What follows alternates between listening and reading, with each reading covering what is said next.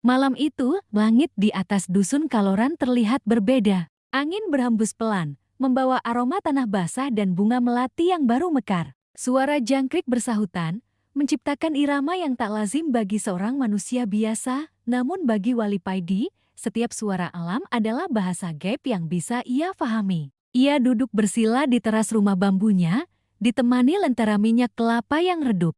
Matanya menatap jauh ke arah selatan, ke arah hutan yang gelap dan menakutkan bagi banyak orang, Alas Ketonggo. Di sanalah, menurut para sesepuh desa, tempat bersemayamnya kekuatan tua yang tak pernah bisa dijelaskan oleh akal manusia. Wali Paidi menghela nafas panjang. Angin ini berbeda, bisiknya pelan. Ia menutup mata. Angin yang semula lembut kini terasa membawa bisikan samar. Seolah ada suara yang berdesir dari arah kejauhan. Suara itu lirih, tapi jelas seperti seseorang memanggilnya dari alam lain. Datanglah, wali dari tanah Jawa. Datanglah ke selatan. Sang raja belum tidur sepenuhnya. Wali Paidi membuka mata. Napasnya bergetar. Tubuhnya tiba-tiba terasa ringan, tapi hatinya berat. Ia menunduk, memegang dadanya. Suara itu bukan suara biasa, melainkan seruan spiritual yang hanya datang pada saat-saat tertentu, ketika alam manusia bersinggungan dengan alam gaib. Sejak muda, Wali Paidi sudah terbiasa menghadapi kejadian di luar nalar. Ia pernah berbicara dengan naga di dasar Bengawan Solo, bertemu dengan Dewi Lanjar di Laut Utara, bahkan berdebat dengan jin gunung yang menjaga makam para leluhur. Namun malam ini, perasaannya berbeda. Ada sesuatu yang menunggu, sesuatu yang besar, sesuatu yang membuat seluruh bulu kuduknya berdiri. Ia beranjak masuk ke dalam rumah. Di dinding bambu tergantung sehelai kain putih bertuliskan aksara Jawa kuno. Kain itu adalah warisan gurunya di pesantren dulu, seorang ulama yang dikenal mampu berkomunikasi dengan ruh para wali. Wali Paidi menurunkan kain itu, membentangkannya di atas lantai, lalu bersujud lama di hadapannya. Ya Allah, jika ini panggilan darimu, maka tunjukkan jalan terang. Tapi jika ini tipu daya dari makhluk yang tersesat, maka lindungilah hamba dari gelapnya tipu daya mereka. Angin tiba-tiba berhenti. Suasana sunyi total. Hanya suara detak jantungnya yang terdengar di telinganya sendiri. Lalu sekelebat cahaya putih muncul dari langit-langit rumah. Wali Paidi tidak kaget. Ia sudah tahu. Itu adalah isyarat datangnya penuntun. Dari cahaya itu muncul seekor elang putih dengan mata berkilau bagai permata. Burung itu hinggap di tiang bambu, memandangi Wali Paidi dalam diam. Penuntun? Tanya Wali Paidi lirih. Burung itu mengangguk pelan, lalu mengeluarkan suara yang bukan sekadar kicau. Dalam bahasa batin, burung itu berkata, "Wali dari bumi Jawa, waktu telah tiba. Di selatan ada raja yang tertidur, menanti manusia suci untuk membangunkannya. Ia bukan arwah, tapi hidup dalam waktu yang terhenti." Wali Paidi terdiam. Kata-kata itu bergema di kepalanya. Raja yang tertidur, gumamnya. Seketika, pikirannya terbang pada legenda lama tentang Joko Tingkir Raja Pajang yang dikenal sakti mandraguna.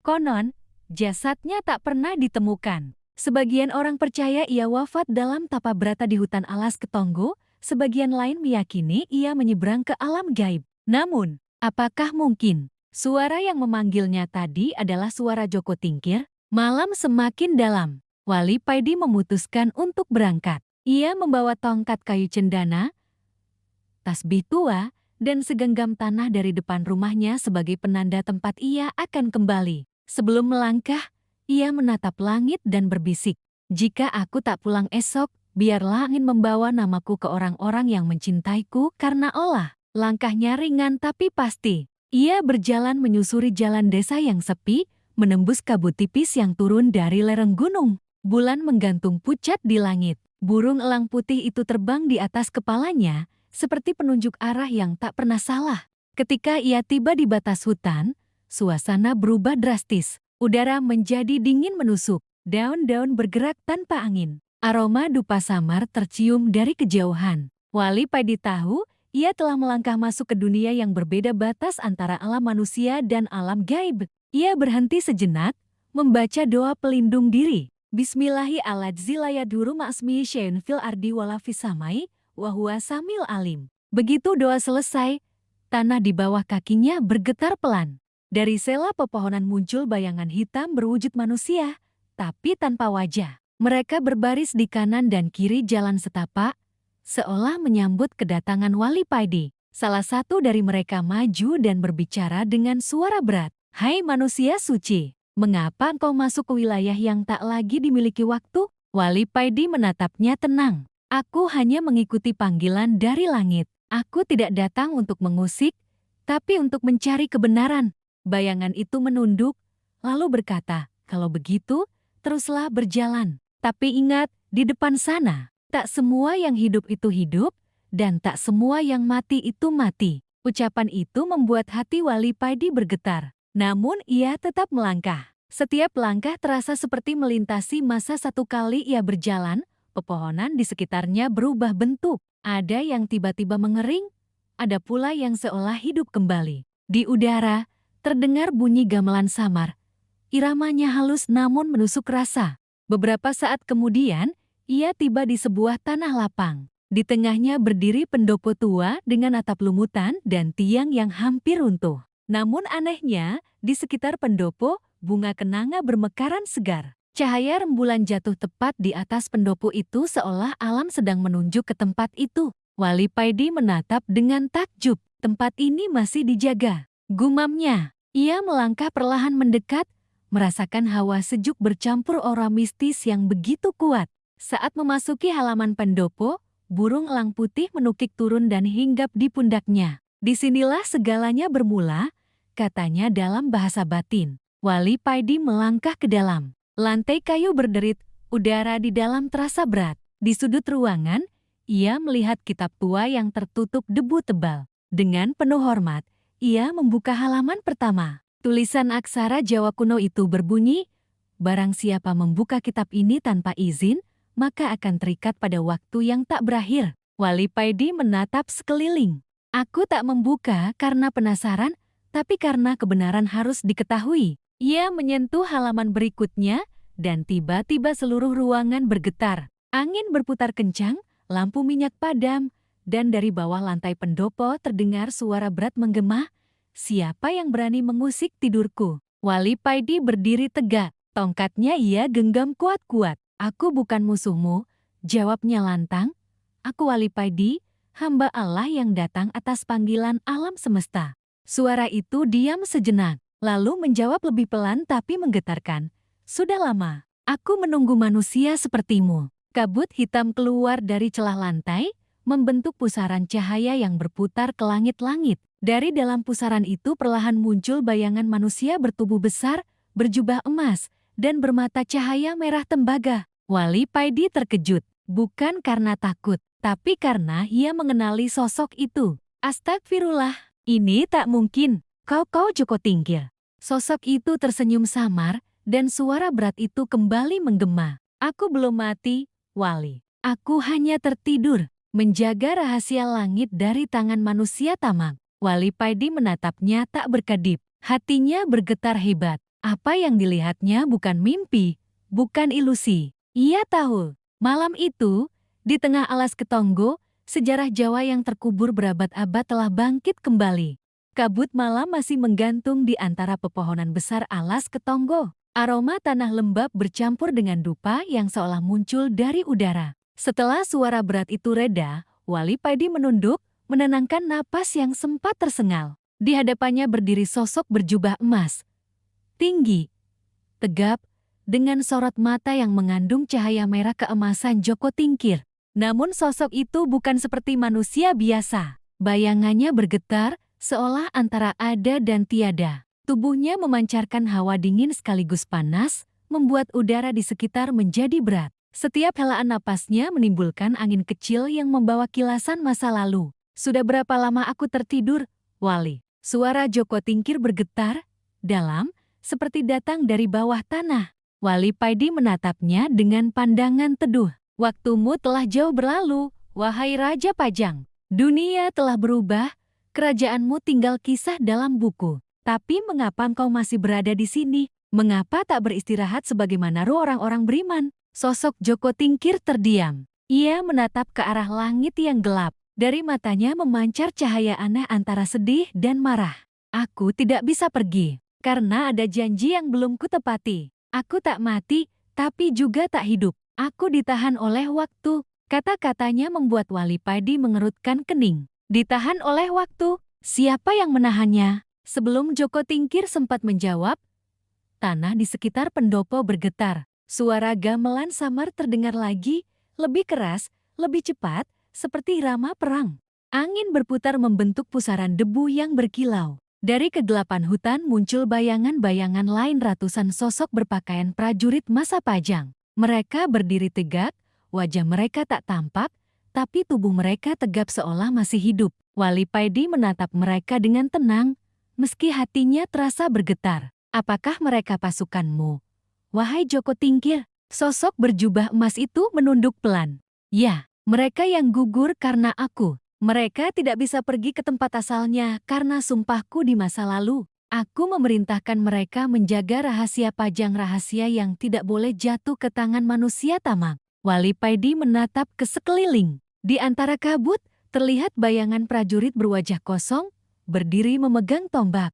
Beberapa bahkan terlihat seperti hanya separuh tubuh, seolah terperangkap antara dunia nyata dan alam arwah. Kasihan mereka, gumam Wali Padi lirih. Mereka menunggu perintah untuk pulang, tapi rajanya tak kunjung memberi jalan. Joko Tingkir menatapnya tajam. Aku tidak bisa melepaskan mereka.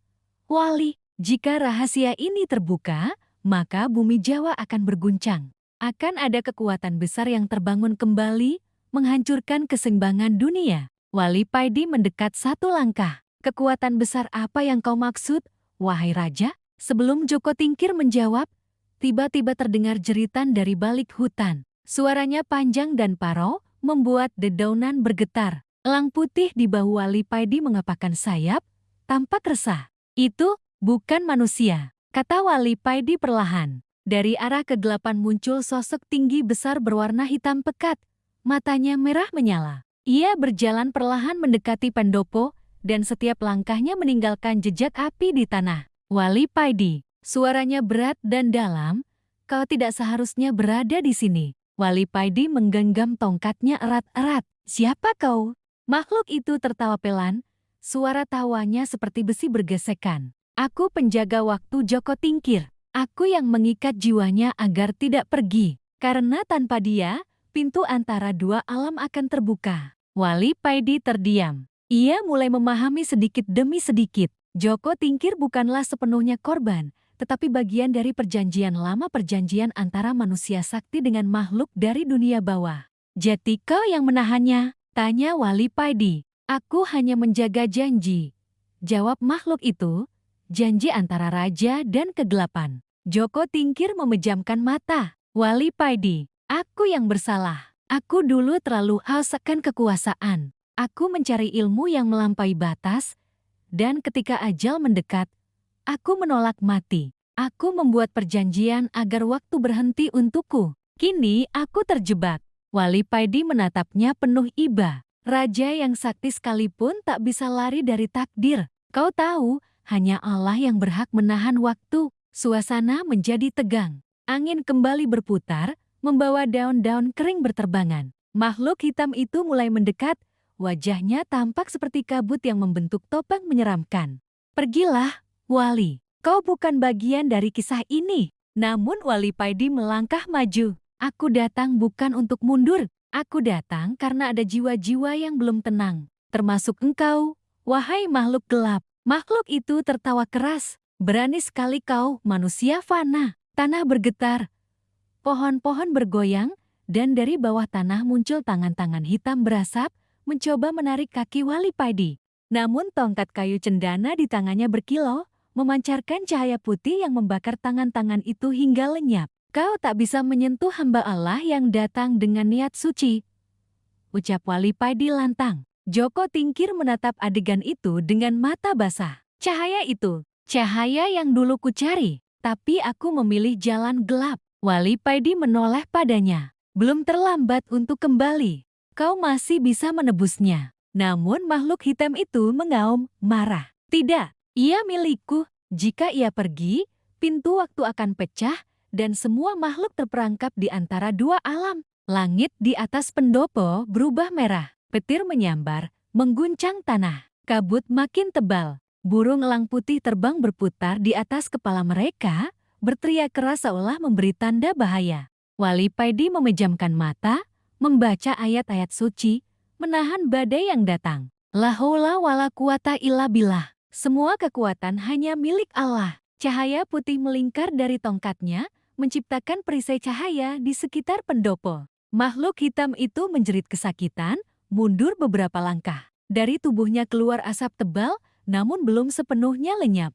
Di tengah kekacauan itu, Joko Tingkir menunduk. Aku bisa merasakan waktu kembali bergerak, Wali. Tapi kekuatan itu masih di dalamku. Jika aku pergi, dunia bisa goyah. Wali Paidi membuka mata. Kau tidak harus pergi dengan kegelapan. Lepaskan perjanjianmu. Aku akan menuntunmu. Joko Tingkir menatapnya ragu. Jika aku melepaskannya, maka seluruh pasukanku akan lenyap. Mereka akan sirna dari alam ini. Wali Paidi mendekat. Mereka bukan hidup lagi, wahai raja. Mereka hanya terikat karena cintanya padamu. Lepaskan mereka. Biarkan mereka kembali ke asalnya. Itu bukan kehancuran, itu pembebasan. Joko Tingkir menggigit bibirnya. Suaranya serak. Kau bicara mudah, Wali. Tapi aku yang harus menanggung akibatnya. Lebih baik menanggung dosa dengan tobat, jawab Wali Paidi tenang, daripada hidup abadi dengan kesalahan yang tak berakhir. Suasana hening sejenak. Hanya suara angin dan gemeretak kayu pendopo yang terdengar. Burung elang putih turun perlahan, hinggap di bahu Joko Tingkir, menatap matanya dalam. Pilihlah, wahai raja, kata Wali Paidi lirih, antara cahaya yang akan membawamu pulang, atau kegelapan yang menahanmu selamanya. Joko Tingkir menutup mata. Tetes air jatuh dari pelupuknya. Aku ingin pulang, tapi aku takut. Wali Paidi meletakkan tangannya di dada sang raja. Ketakutanmu adalah pintu tobatmu. Biarlah aku menuntunmu. Langit tiba-tiba bergemuruh lagi. Suara makhluk hitam itu menggema dengan marah. Tidak, ia milikku. Aku tidak akan membiarkannya pergi. Petir menyambar tepat di depan pendopo, membuat cahaya merah menyilaukan. Hutan bergetar, alam bergolak, dan di tengah kekacauan itu, Wali Paidi berseru lantang.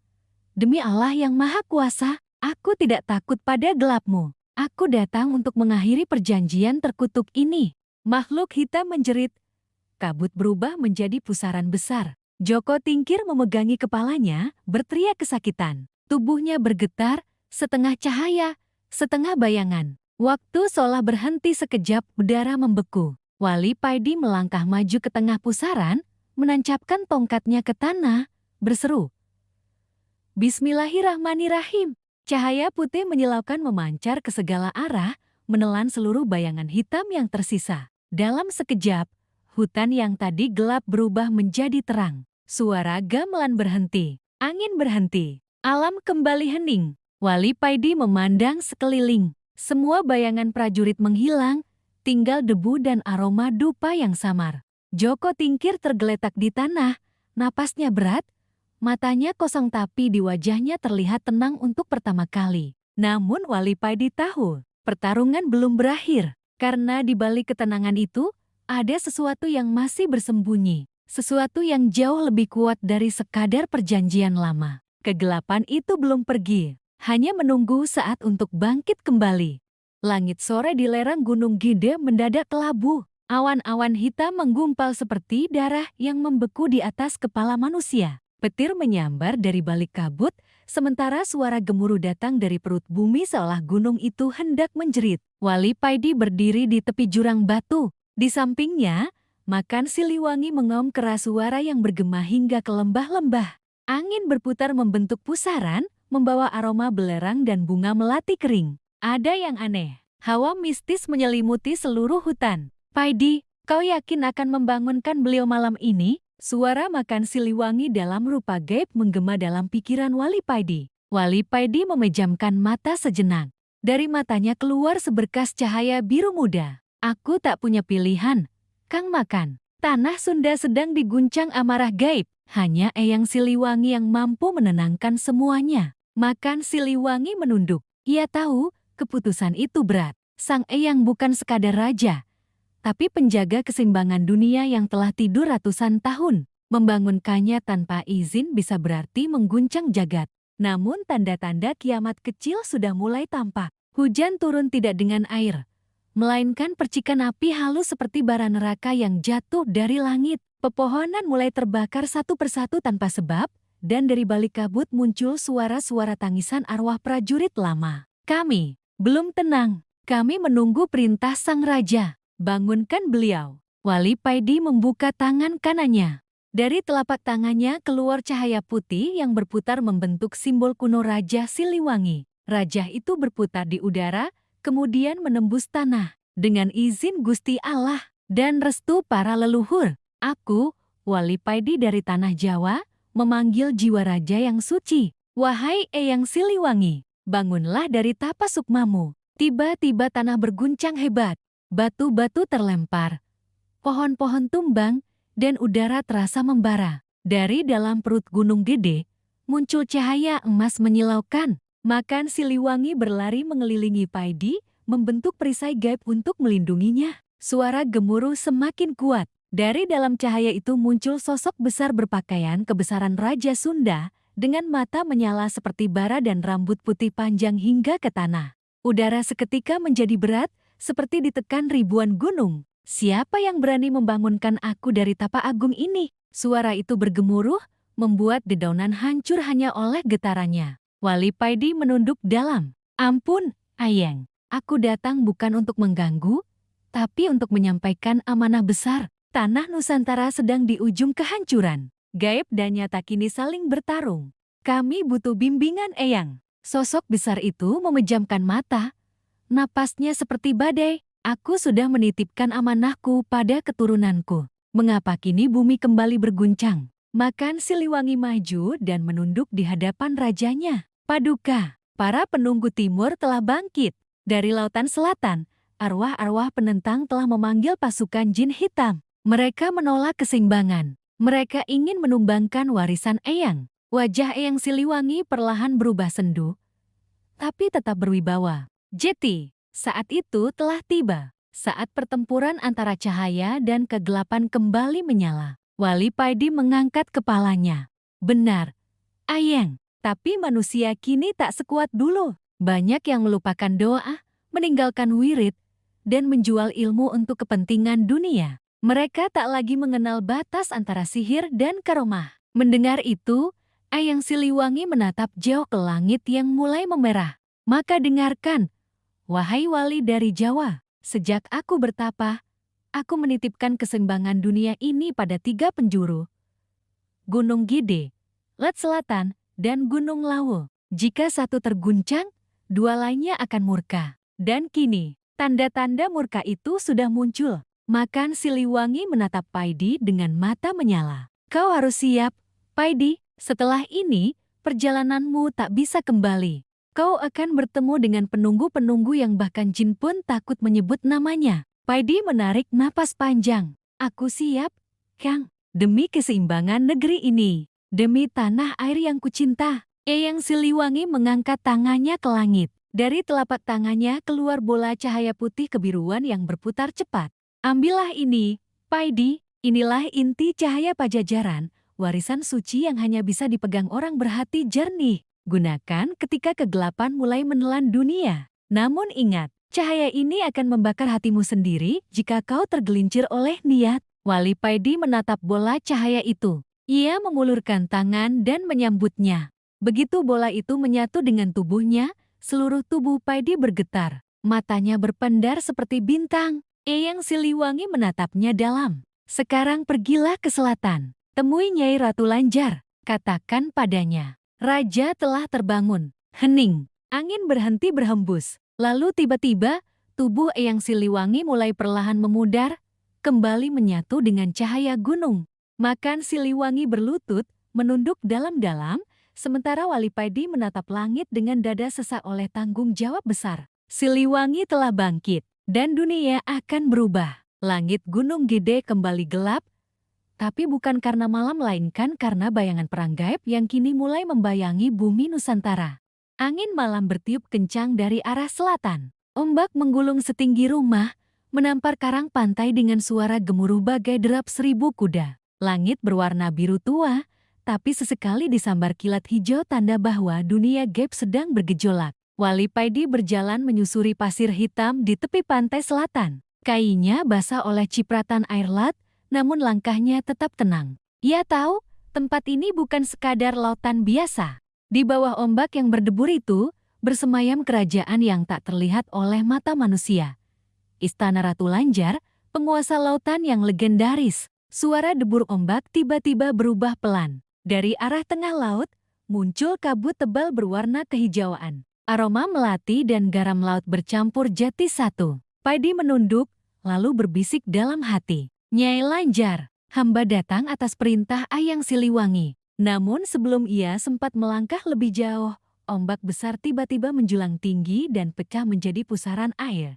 Dari dalamnya keluar 5 sosok perempuan berambut panjang, berpakaian hijau zamrud, dengan mata bercahaya biru. Mereka bukan manusia, mereka adalah pengawal Istana Laut. Salah satu di antara mereka melangkah maju, suaranya tegas namun lembut. Siapa berani menyebut nama Nyai Ratu tanpa izin? Kau tahu tempat ini hanya boleh dikunjungi makhluk yang diundang. Wali Paidi menunduk hormat. Aku bukan datang untuk menantang, Nyi. Aku datang membawa kabar penting dari Gunung Gede. Eyang Siliwangi telah bangun dari tapanya. Begitu kalimat itu keluar, suasana langsung berubah. Ombak berhenti berdebur. Angin berhenti bertiup, bahkan burung camar yang tadi melayang kini terjatuh mati. Suara perempuan itu bergetar. Eyang Siliwangi, bangkit, benar, jawab Paidi. Dan beliau menitahkan agar aku menyampaikan salamnya pada Nyai Lanjar. Dunia sedang genting, penunggu dari timur mulai bangkit, laut pun mulai bergolak. Para pengawal itu saling pandang. Salah satu di antara mereka kemudian mengangkat tangannya. Kalau begitu, ikutlah kami, tapi bersiaplah. Ratu kami sedang murka, hati-hati dalam bicara, karena sekali salah ucap, nyawamu bisa melayang ke dasar laut. Paidi tersenyum kecil. Aku datang bukan untuk mencari hidup atau mati. Aku hanya datang untuk menjalankan amanah. Para pengawal itu pun melangkah ke laut. Anehnya, air laut seakan membelah ketika mereka berjalan. Wali Paidi ikut masuk, dan seketika tubuhnya terselimuti cahaya biru. Dalam sekejap, dunia di sekelilingnya berubah. Ia kini berada di dalam kerajaan laut yang megah, istana di dasar laut. Pilar-pilar kristal menjulang, dihiasi mutiara raksasa. Ikan-ikan berwarna emas berenang melingkar di udara air. Dari kejauhan, terlihat singgasana besar yang bersinar kehijauan, dikelilingi pusaran air abadi. Di sanalah duduk seorang perempuan berwajah cantik luar biasa, namun matanya tajam seperti samurai. Dialah Nyai Ratu Lanjar, penguasa Laut Selatan. Ketika Paidi melangkah mendekat, ombak kecil berputar di sekelilingnya. Ia berlutut dalam. Hamba datang membawa kabar besar, Nyai, dari tanah Gunung Gede. Nyai Lanjar menatap tajam. Aku sudah merasakan getarannya sejak fajar. Lautku bergemuruh, ikan-ikan mati tanpa sebab, arus pasang naik 3 kali dari biasanya. Apa benar yang kuperkirakan? Eyang Siliwangi telah bangkit. Paidi mengangguk perlahan. Benar, Nyai. Beliau menitahkan agar hamba menyampaikan salam. Beliau juga berkata, waktu keseimbangan dunia telah tiba. Nyai Lanjar bangkit dari singgasananya. Gaunnya yang berkilau seperti air bergerak lembut, dan setiap langkahnya menimbulkan gelombang kecil di sekeliling ruangan. Keseimbangan dunia, berarti perang sudah dimulai. Ia menatap ke langit laut di atas istananya. Kau tahu, Paidi, sejak manusia mulai merusak lautku, keseimbangan sudah goyah. Para jin air kehilangan kendali. Mereka mulai memberontak, membentuk aliansi dengan pasukan hitam dari timur. Sekarang, mereka menyerang dari dasar samudra. Wali Paidi mengerutkan kening. Pasukan hitam dari timur. Maksudnya, pasukan dari arah Laut Banda? Nyai Lanjar menatapnya dalam. Lebih jauh dari itu, dari dasar Laut Pasifik. Kerajaan jin hitam yang dulu dikurung oleh Eyang Siliwangi sendiri telah bebas. Mereka membawa kekuatan yang bahkan malaikat pun enggan menatapnya. Tiba-tiba bumi laut bergetar. Dari kejauhan, terlihat ombak raksasa berwarna hitam mengarah ke istana. Para penjaga berteriak, Nyai, mereka datang lagi. Langit laut menjadi gelap. Dari balik kegelapan muncul ribuan sosok berwarna abu dan hitam dengan mata merah menyala. Mereka membawa tombak bercahaya biru pekat. Pasukan Jin La Timur pengikut Raja Hitam bernama Dampo Awang telah tiba. Pertempuran sudah tak bisa dihindari, ujarnya lanjar dingin. Ia menatap Wali Paidi. Kau datang tepat waktu. Jika kau benar-benar utusan Eyang Siliwangi, maka tunjukkan kekuatanmu. Berdirilah di sisiku, lawan mereka. Paidi menutup matanya, lalu merapalkan doa. Bismillahirrahmanirrahim. Dengan nama Allah, Sang Penguasa Langit dan Bumi, cahaya Siliwangi, bangkitlah dalam raga hamba. Tubuhnya bersinar, cahaya putih kebiruan keluar dari dadanya, memancar hingga menerangi dasar laut. Ombak yang tadinya hitam kini berubah jernih. Pasukan jin hitam menjerit kesakitan terkena pancaran itu. Nyai Lanjar tersenyum tipis. Cahaya Pajajaran. Aku mengenalnya. Ia yang memang memilih utusan yang tepat. Pertempuran pun dimulai. Gelombang energi bertubrukan di dasar laut. Suara raungan makhluk-makhluk gaib menggema ke seluruh samudra. Nyai Lanjar mengayunkan tangannya, memunculkan pusaran air raksasa yang menelan puluhan jin hitam. Wali Paidi melompat di udara air, menebar cahaya dari kedua tangannya seperti kilatan petir. Setiap sentuhan cahayanya membakar makhluk jahat menjadi abu. Namun dari balik kegelapan, muncul sosok tinggi berkulit abu kehitaman dengan mata merah seperti bara neraka. Suaranya menggema. Paidi, kau pikir bisa menahan kami selamanya? Aku Dampo Awang, raja yang pernah dikurung Siliwangi. Kini aku bebas, dan dunia ini akan jati lautan kematian. Paidi menatap tajam. Kalau kau musuh Eyang, maka kau juga musuhku. Tubuh Paidi memancarkan cahaya yang lebih terang. Ia menangkupkan kedua tangannya, membentuk Raja Pajajaran di udara, lalu melemparnya ke arah Dampo Awang. Namun sang Raja Jin hanya tertawa. Kau pikir cahaya itu bisa menahanku? Ia mengangkat tombaknya dan melemparkannya ke arah Paidi. Sebuah kilatan hitam menembus air, menghantam perisai Paidi, membuatnya terpental jauh. Wali Paidi, teriaknya Lanjar. Namun sebelum tombak kedua dilemparkan, makan Siliwangi muncul dari pusaran air. Tubuhnya kini sebesar kapal, matanya menyala biru. Ia melompat dan menerkam Dampo Awang, menggigit tombaknya hingga patah. Pertempuran berubah menjadi bencana. Laut bergejolak, ombak naik ke permukaan hingga menelan pantai. Ribuan ikan melarikan diri. Langit di atas Samudra Selatan tampak seperti neraka terbuka. Akhirnya, dengan kekuatan gabungan Paidi, Nyai Lanjar, dan makan Siliwangi, Dampo Awang berhasil dikurung kembali ke dalam pusaran gaib. Tapi saat segel hampir menutup, ia tertawa keras. Kalian pikir perang ini selesai? Tidak, ini baru awal. Timur,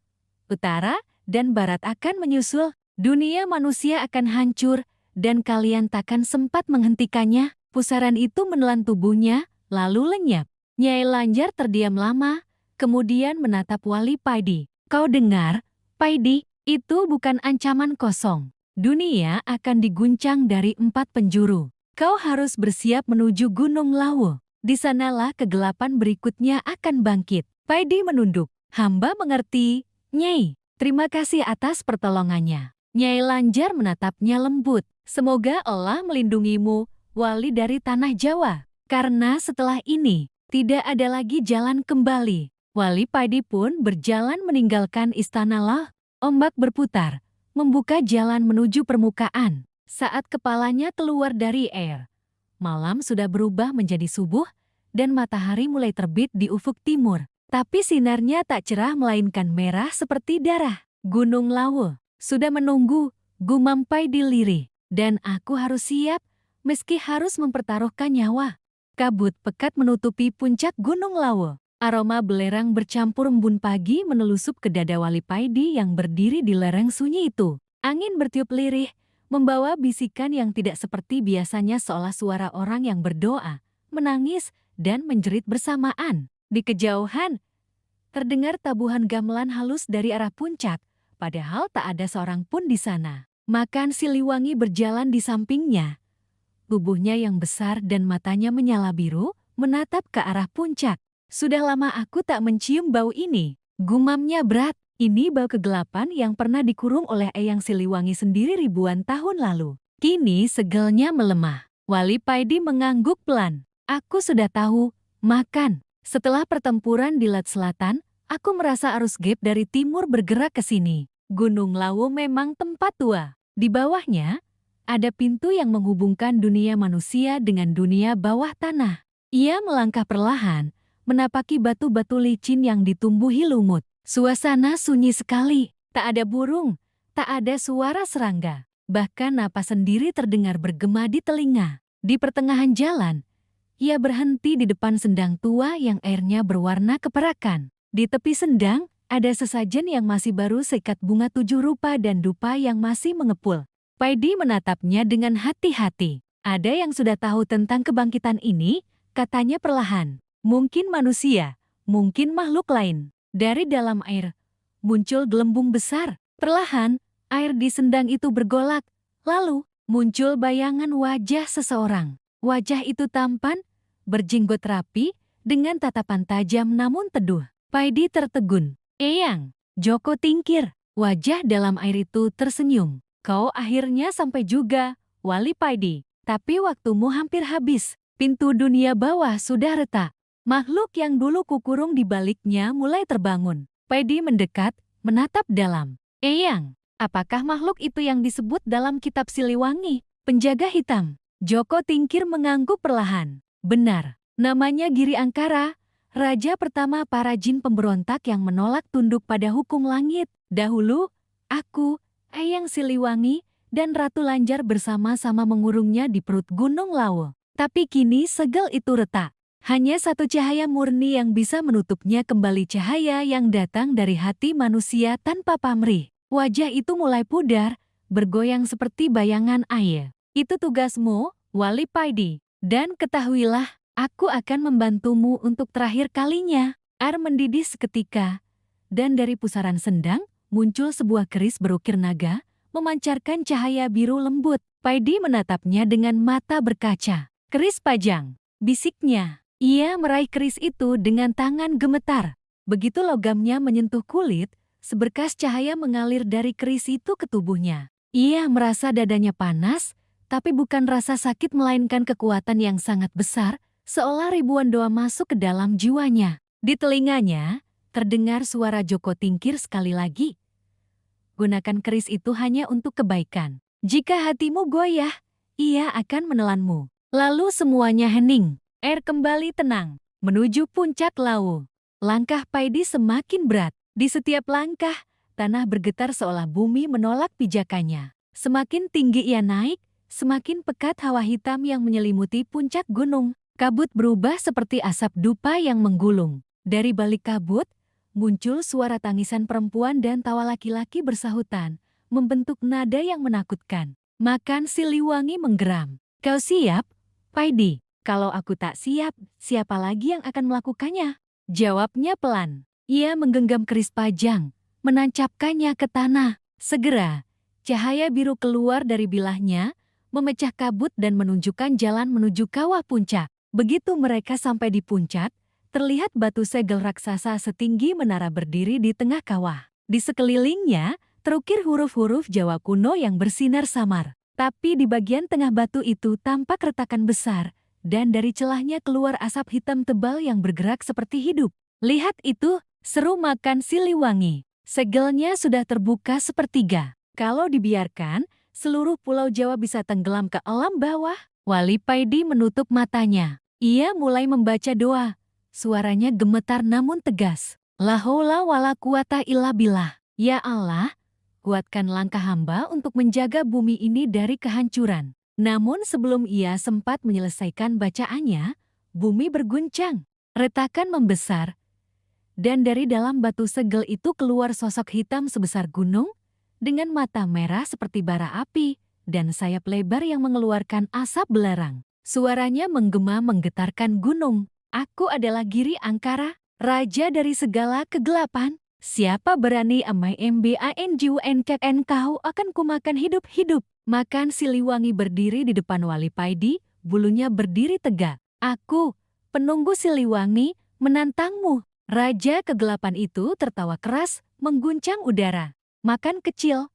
Kau pikir bisa menahanku dengan taringmu? Paidi mengangkat kerisnya. Dan aku, manusia biasa yang diutus langit, akan mengakhiri keangkuhanmu. Cahaya dari keris Pajang menyala menyilaukan, menyinari seluruh puncak. Giri Angkara menjerit keras karena sinar itu membakar kulitnya. Ia melemparkan bola api hitam ke arah Paidi, tapi Makan Siliwangi melompat dan menahannya dengan tubuhnya. Tubuh sang Makan terbakar, tapi ia tidak mengeluh. Teruskan, Paidi. Jangan berhenti, teriaknya. Paidi menutup mata. Ia merapal doa dengan sepenuh hati. Suara zikirnya menggema ke seluruh gunung, bergema ke langit. Allahu Akbar, Allahu Akbar. Cahaya langit turunlah, lindungi bumi dari kehancuran. Keris Pajang kini melayang di udara, berputar cepat, membentuk lingkaran cahaya besar. Dari langit, kilat putih turun dan menyambar keris itu, menciptakan sinar biru yang menyelimuti seluruh gunung Lawu.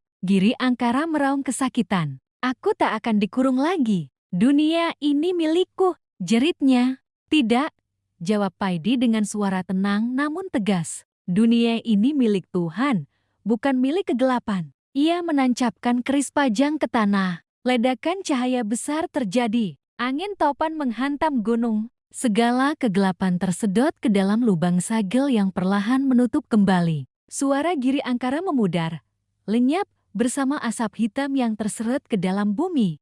Setelah semuanya berakhir, Gunung Lawu menjadi sunyi kembali. Langit cerah dan burung-burung mulai terdengar bernyanyi. Wali Paidi berlutut lemah, tubuhnya gemetar, tapi matanya masih menatap ke arah segel yang kini utuh kembali. Makan Siliwangi terbaring di sampingnya. Tubuhnya hangus sebagian. Ia menatap Paidi dengan senyum kecil. Kau berhasil, Wali. Jawa kembali aman. Untuk sementara, Paidi mengelus kepala sang Makan dengan lembut. Terima kasih, sahabat. Tanpamu, aku tak akan mampu. Seketika, cahaya turun dari langit, menyelimuti tubuh Makan Siliwangi. Ia berubah menjadi sinar putih dan perlahan lenyap. Suara lembut terdengar dari arah langit. Tugas kami selesai. Sekarang giliranmu menjaga cahaya itu, Wali Paidi. Sampai akhir zaman. Paidi menatap ke langit, air matanya mengalir. Aku akan menjaganya, Ayang. Demi bumi Jawa, demi seluruh ciptaan Tuhan. Ia berdiri perlahan, menatap matahari yang mulai terbit. Di tangannya, keris Pajang kini berubah menjadi sebilah tongkat kayu sederhana, tapi di dalamnya tersimpan kekuatan cahaya sejati. Dengan langkah tenang, Wali Paidi turun dari puncak Gunung Lawu. Di belakangnya, Gunung Lawu kembali sunyi, hanya menyisakan angin lembut yang berbisik. Wali, perjalananmu belum berakhir. Masih banyak rahasia di tanah Jawa yang menunggu untuk dibangkitkan.